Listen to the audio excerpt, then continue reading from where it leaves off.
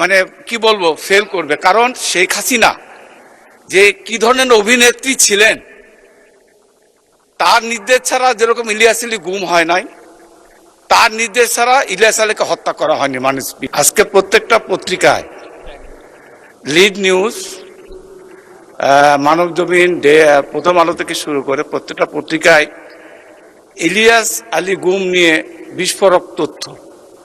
মাননীয় স্পিকার, আমি আজকে মানবজমিনের হেডলাইন, ইলিয়াস আলী গুম নিয়ে বিস্ফোরক তথ্য, বনানী থেকে তুলে নেওয়া হয় র্যাব 1 সদর দপ্তরে, লাশ ফেলা হয় ধলেশ্বরীতে।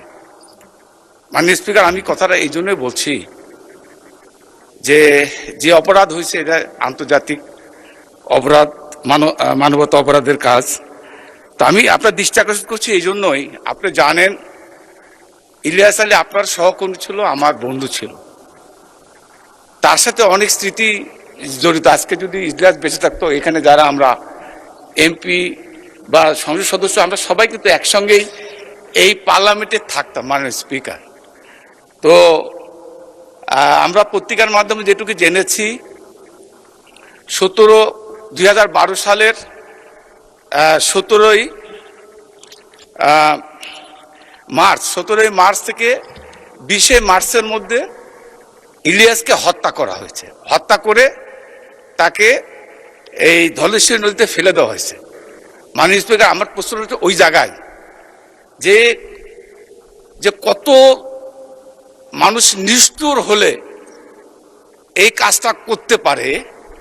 আমার মনে হয় পৃথিবীর সমস্ত ইতিহাস মানে কি বলবো ফেল করবে, কারণ শেখ হাসিনা যে কি ধরনের অভিনেত্রী ছিলেন, তার নির্দেশ ছাড়া যেরকম ইলিয়াস আলী গুম হয় নাই, তার নির্দেশ ছাড়া ইলিয়াস আলীকে হত্যা করা হয়নি। মাননীয় স্পিকার, শেষ করেন।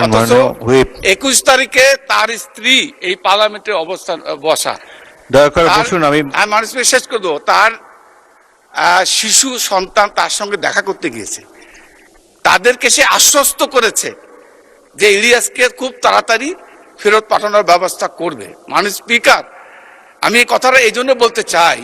Thank you.